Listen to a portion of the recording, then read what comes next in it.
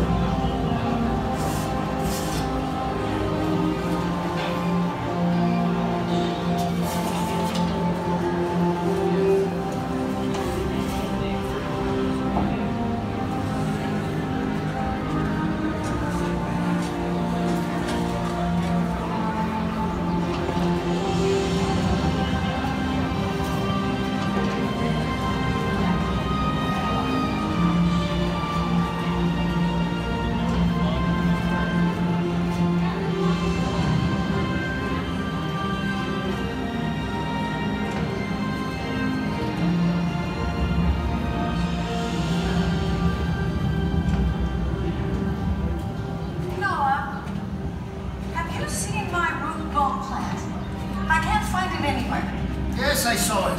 I saw it go down the throat of old Nuzzler. He ate it. You have a muzzle on your ark for that animal, I hope. That's what I'll starve.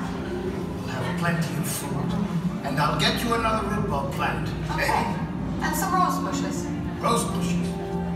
Why do we need rose bushes? Because I like them. All right. I'll get you some rose bushes. Okay. But don't forget, God said to bring all the animals, not all the plants. Oh, I know, not all the plants. Don't forget, you have your interview today. They're here. Interview? What are you talking about? Pangea Independent Tabloid, The Pits. They're going to do a story on you. Going to be big news. A big joke, you mean, that ragtag tabloid outfit? You're doing the work of God. Maybe they'll be fair with you. Can you try and keep up, Jared? You know we don't have all day. Can I carry a couple of these things for me? No, I'm not carrying anything for you. Of course she's not carrying anything. She doesn't even do anything except sit there and gab. Of course not.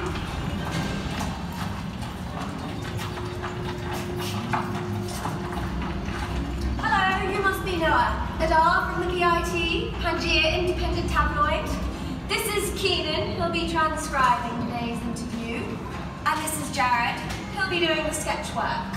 I didn't know you'd be bringing such a team. He's just pretending to be humble, darling. He loves the attention. My wife, Zara. I'll be over in the garden if you need me for any reason. Thanks, we won't. Now if I could just have you sit here. Yes, that's fine. And if I could have you hold your head just like so, that should work. Jared, do you like the light? Oh, I hate it. Man, this light is terrible. I can't work on this. Just sketch the scene, Jared. Pretend there's light. You're supposed to be an artist. Do you want to draw this yourself? Fine.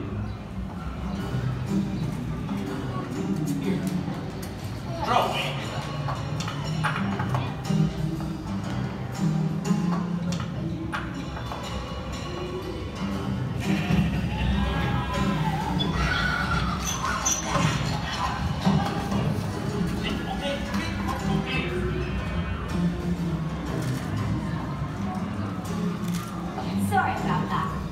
So, if you could just answer these questions naturally, pretend those two aren't even here. Just you and me having a nice little conversation. You and me and the rest of the world who reads those pages you post on your city wall. Ha, funny man. So, what's your name and how do you spell it? You just called me my name. Noah. Noah, N-O-A-H. Last name? Son of Lamech. L-A-M-E-C-K? Lamech. C-H. Lamech. Okay, fine, whatever. So, the big thing behind you, what is it? It's a ship. A ship with no oars and no sails. Doesn't look like any ship I've ever seen. Call it an ark, then. What's an ark? A ship with no oars or sails.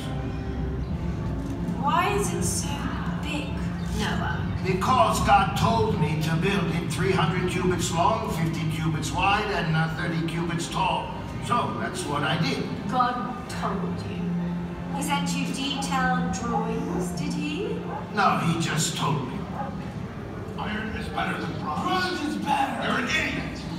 You wanted the hinges made out of iron, so I made them out of iron. No bronze breath over here says they should be made out of bronze, which would make sense if you wanted to bend like putty the first time you opened them. Well, we should make them out of bronze if you want them to resist corrosion. We're building a ship here. You ever think about that? Iron brains! I work with iron, you work with bronze. You're just trying to steal my contract. Well, over my dead body! Happy to oblige.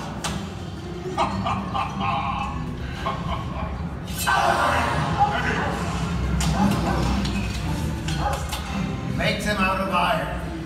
Hinges iron, piping bronze. See? There's plenty of work for both you boys. Don't forget your knife. Okay, where was I? Did God give you detailed drawings? Right, so, how long have you been working on this little project? How long? That's hard to say exactly. But the construction phase has been the last 50 years or so. We had to clear the forest of the trees. It takes a lot of timber to build a ship this size. What kind of trees? Gopher wood. It takes years to shape the wood. Arbor sculpture, we call that. It takes time. It seems a little obsessive, if you ask me. I mean, why are you doing all of this again? Because God told me to. Right, God told you to. For no particular reason, to build the biggest wooden ship in the world. Oh, there's a reason. I wrote it down. Let's see, dimensions. Okay, he says, I'm going to put an end to all the people on the earth because the earth is filled with violence and sin. That's what he told me. And he says, I'm going to bring floodwaters onto the earth to destroy all life under the heavens, every creature that has a breath of life in it. Everything on earth will perish. That's what he told me. He told me what he said, except for my family. And all the animals, he said, that I will bring you to preserve in order to repopulate the earth. He said he's going to start over again. Well, boys, there's our lead. Keenan, you got all that? The earth is filled with violence and sin. You know what you call sin? I call freedom, you bigot. Keenan, we're not here for your opinion. Sit down, do your job. Just write down whatever he says. You disgust me. Sorry. Okay, so let me get this straight. Many decades ago, God tells you he's going to destroy the world, but he wants you to build the world's biggest lifeboat. Yes. And all these years you've been hard at work, except for one time we can tell. Which is? There's no blood! Oh, there will be. Right. Ever tempted to just, you know, call it enough? Throw in the towel? Well, I'm going to finish this ship if that's what you're asking. Okay. He's going to finish his ship. So who are the lucky ticket holders who get to ride this ark if the big rainstorm from God does someday come pouring down. Apparently, you weren't listening. It is for me and my wife and my 3 sons and their wives and 2 of every air-breathing land animal, male and female. Oh, is that all? What about, like, bugs and fishes? No, I don't have to bring those. Actually, I'm supposed to bring 7 pair of every clean animal and flying creature, and only 1 pair of the unclean animals. So how are you planning to gather together this zoo of zoos? Oh, God will bring them. I'm just supposed to prepare the ship and be ready to load them onto it. So you, your family, a bunch of useless animals. What about the rest of us? Are you planning on bringing extra food and water in case any of us want to come along if we so choose? Are you telling me you believe this? No! It just seems a big lifeboat for you and your family alone is a little selfish, don't you think? Well, I suppose anyone God brings, we will welcome. Oh, woo! Great! Glad that's arranged. So, let's talk about your building methods. You seem to be bringing a lot of pitch.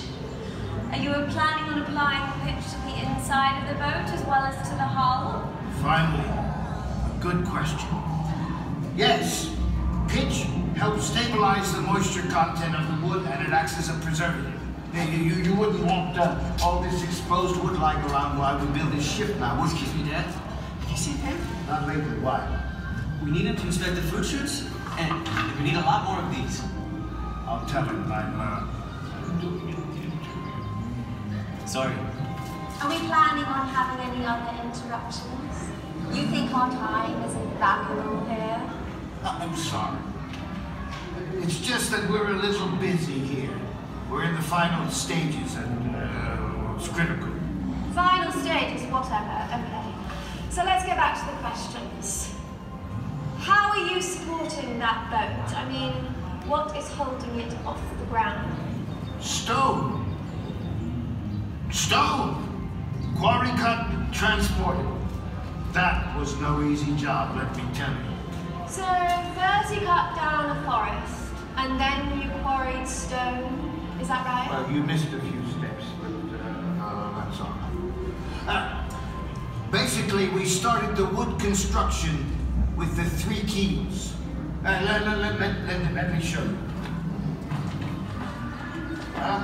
See? Why do you need 3 keels? Isn't 1 keel enough? It's enough for every other ship on the ocean. Yes, well, this is not every other ship on the ocean. Basically, when the floodwaters go down, I want this ship to sit level. Plus, 3 keels add stability in turbulent water, and these keels will need to have some flex in them. This ship this long, there'll be lots of bowing and flexing from bow to stern. And the keels, they need to absorb that stress. So, we're pinning the keel boards together in such a way that the lower members are not scarfed in order to manage... Scarfed? Scarf joints? You don't know scarf joints? You don't know scarf joints? It's a kind of joint. It's a kind of joint. What does it keep it? I'm sorry. It's just one more thing. And I think it's really important. What? Speak up.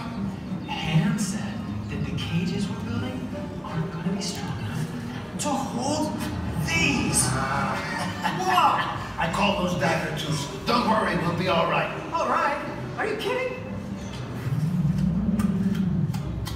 Look at this. Dad, the jaws on these things can cut through Relax, son. I suspect God will be bringing us juveniles. Small ones, youngsters. Small. Yes. That makes sense. Yes. Go back to work. Yeah, but still. Go back to work, son. You know, if it would be more convenient for us to come back at another time. Actually, it would. Come back another time. No! Stop it! Sit down. We're not coming back, never mind. You want me to keep that part about the dagger tooth? Keep it hilarious. So, let me ask you another question. Why did you build on top of a big hill? Doesn't it make everything more difficult? Little planning, oversight, maybe? Well, there's a lot of walking up and down that hill, but that keeps me young. And besides, I wanted to do everything to be prepared for when the floodwaters rise so we can launch in the safest place possible.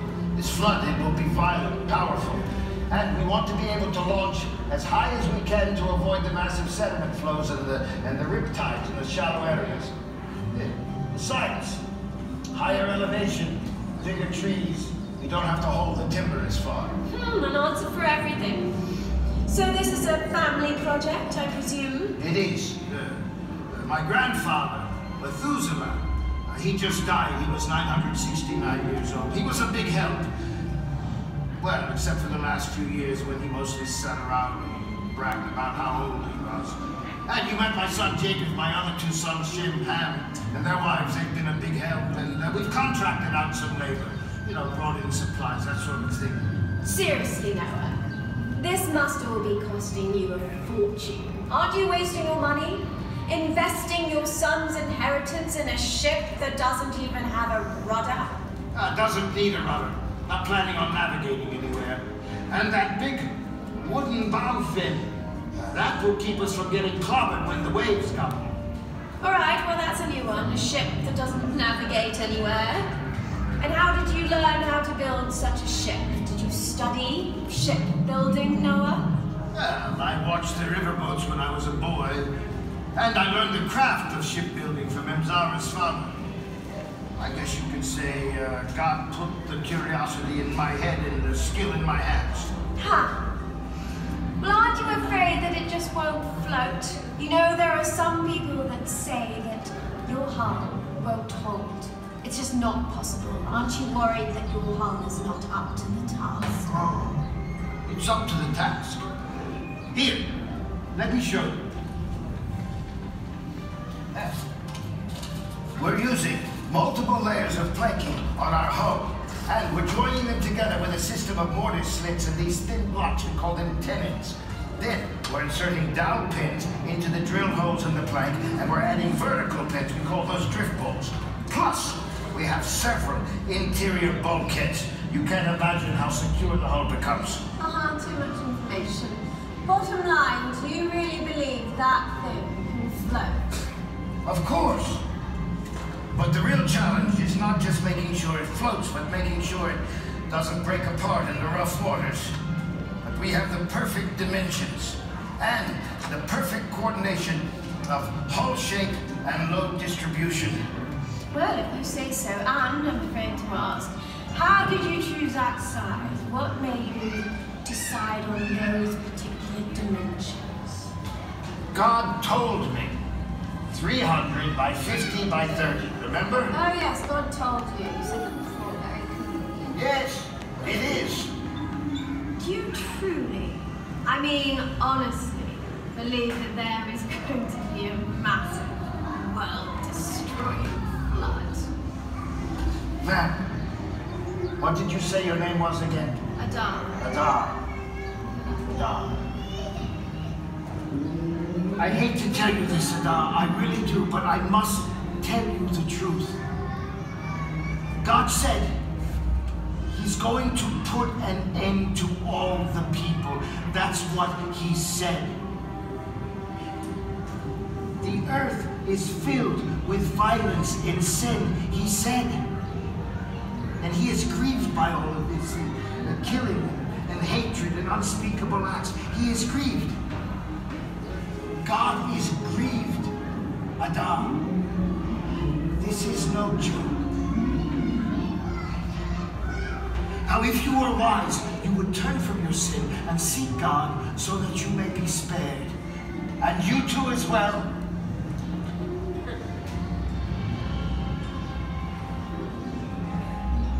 I have no power to choose the animals or the people who come on my ship. But I will welcome all that God brings. Great to know, Noah. I'll keep that in mind. Now it's flood insurance. Is that it? That's it, if you got it all. If I got it all, are you questioning me? You weren't authorized to question my work. Yeah. Do you have the picture, Dad?